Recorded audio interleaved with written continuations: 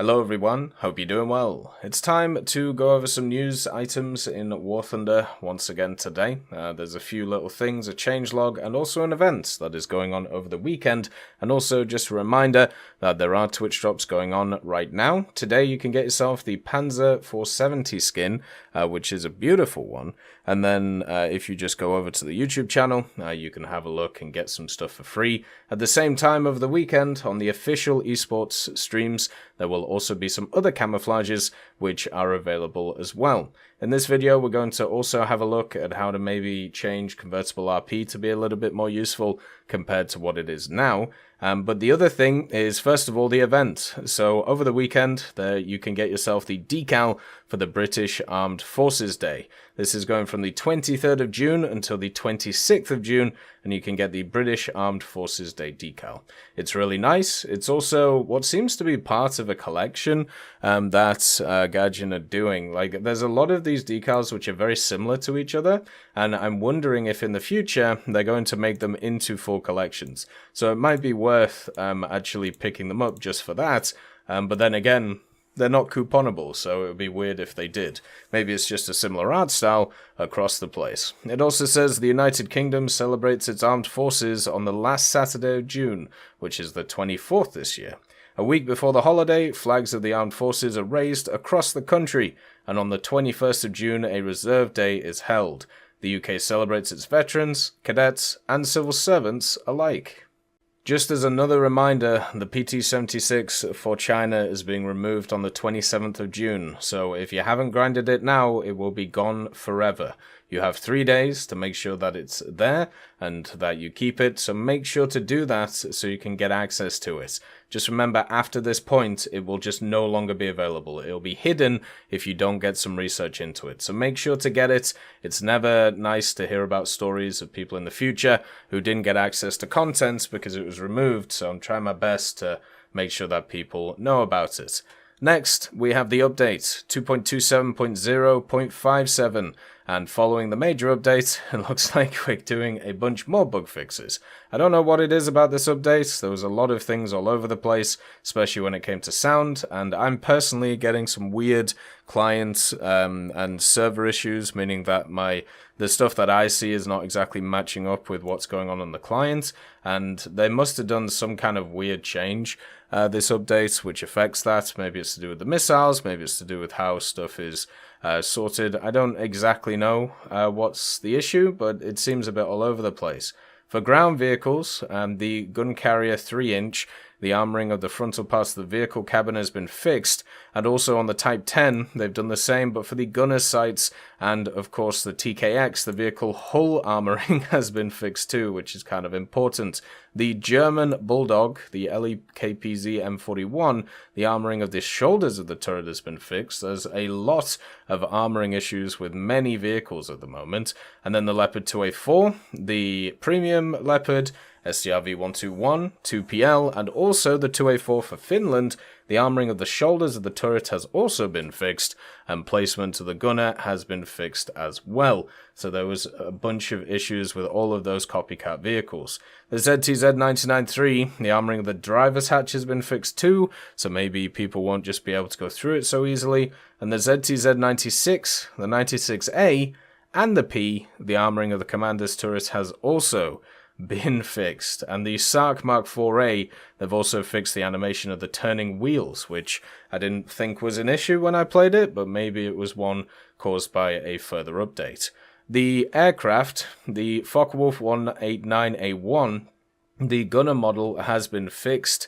Basically, the Uhu is a very old event vehicle now. I wonder if they'll ever bring it back in any capacity. It would be kind of nice to see it. And then also the RN Duilio. The gun turret model has been fixed on that as well, so a little bit of help for Italy. I'm going to be trying to get my teeth stuck into the French tech tree soon when it comes to all of that stuff, and hopefully have a bit of fun with it. And for the sound guy is definitely justifying his existence. An error that caused the sounds of allied and enemy ground vehicles to be muted or too quiet has been fixed. The sound of the engines of ground vehicles of allies and enemies has been corrected in order to maximize their priority in comparison to other sounds. To be honest with you, I thought they already were prioritized. After this update, the only thing I've been able to hear is everybody's engines. It's nuts how loud they are right now. An error that caused engine sounds of allies' enemies to sometimes sound distorted has also been fixed. Clarity of sounds of wheels and engines of allies' enemies has been improved, and clarity of sounds of aircraft engines of allies and enemies has also been improved too. And also an error that caused the volume of the radio click that every team message begins with to not correlate with the volume of the message set in the game options has also been fixed. I suppose with a bunch of the changes that they've done recently, stuff like this is, I suppose, kind of to be expected, but it's amazing when you think about the sound in War Thunder, how often it gets changed, how often it gets chopped. I always think about the fact that maybe sometimes it might be worth just letting things breathe every once in a while, instead of constantly tinkering with it. It's kind of like if you have a competitive game like, I don't know, Dota 2, but every like few days you do a bunch of balancing fixes to a bunch of the champions, or the heroes, or whatever they're called nowadays. It would basically mean that the meta would never settle, and people would not be able to get used to it. So one of the things that has been happening over the last little bit is obviously a bunch of changes when it comes to general research, and also the way that you get SL and, you know, RP. Over the next few months, we're going to get kind of a bit of a revolutionary change when it comes to this stuff. The SL ones have already come in, which has been nice, you know, the general stuff they're bringing in, and then next month they're going to be bringing in a lot of the RP ones.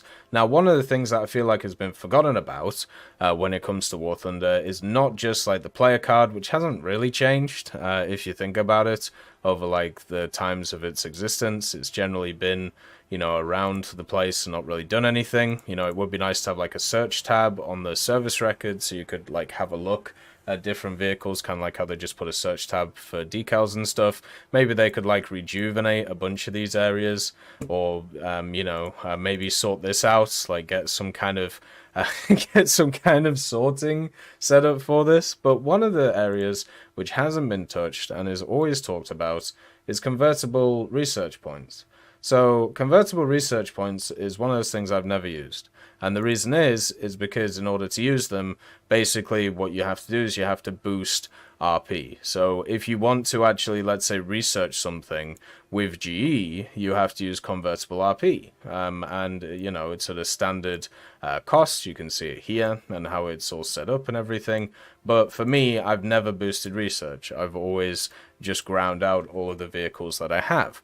And so convertible research for me has been kind of useless. And since a lot of the other parts of research in the game have modernized, why not modernize this one? Now, it would be nice to hear some ideas that you guys have when it comes to what you'd like to see happen with convertible RP, since obviously most people don't use it. If, you know, it's not something that, you know, most people aren't, let's call it like monetized in the game, like not as many people have put money into the game than haven't. So is there ways that we can work this into new systems which also would kind of make it work? And one of the first things for me is to actually bring in a new set of research systems. So instead of just the standard research, which, you know, you have in like the standard tech trees, for example, so like the standard RP, then you also have like the squadron research that you can bring in, which, you know, is one of those things which is going kind of across the board for squadron research,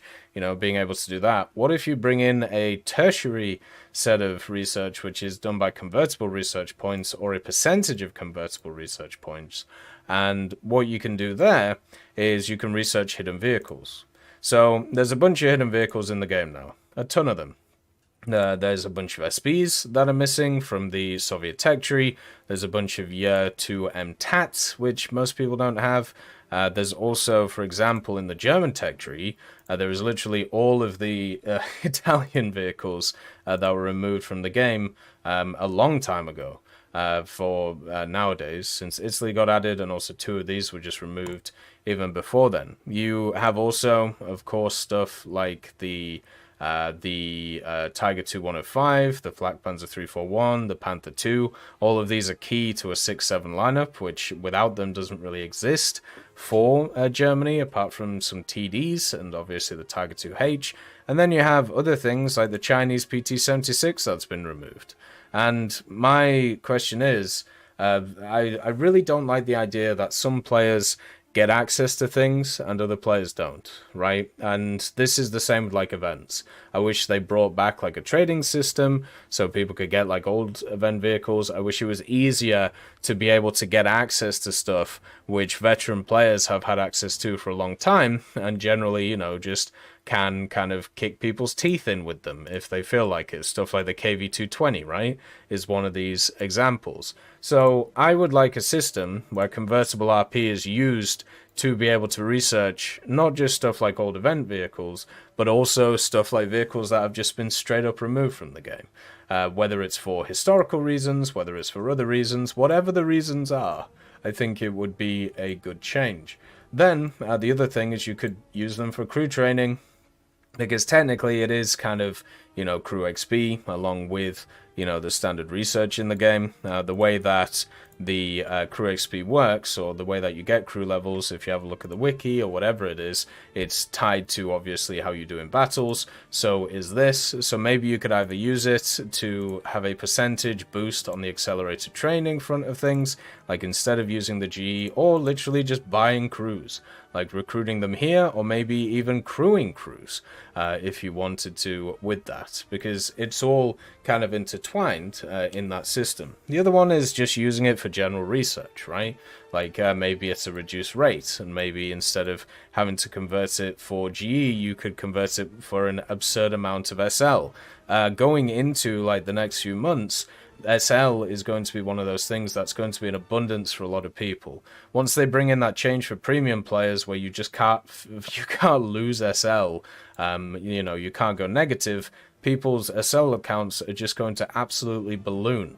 It's going to be nuts at the end of the day. Plus all of the other changes they've just made, it's just going to go crazy. So in that case, there's going to have to be something done with the SL. Like there has to be an SL dump. Now, one of the ways they could do it is just through loot boxes, which is probably what they'll do, because pushing stuff such as loot boxes and gambling seems to be the way forward for the general industry right now, which is very sad, but c'est la vie, that's just how it is.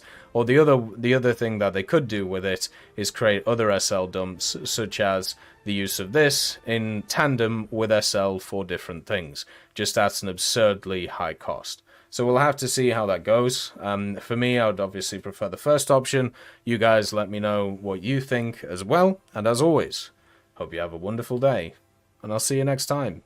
I'd just like to thank Millie Draper, Juan the Panda, Nick R. Kupila, Carrion Crow, Gus Irenicus, Pyman, Merciless Reaper, Orange Tail, Teddy, Daniel Stanton, Moxie B. Young, Peter Grayling, Jerry Provolt, Bareen, Alan Hacker, Sem Arslan, Uncle Bean, Derek R, and Lafouche for supporting the channel.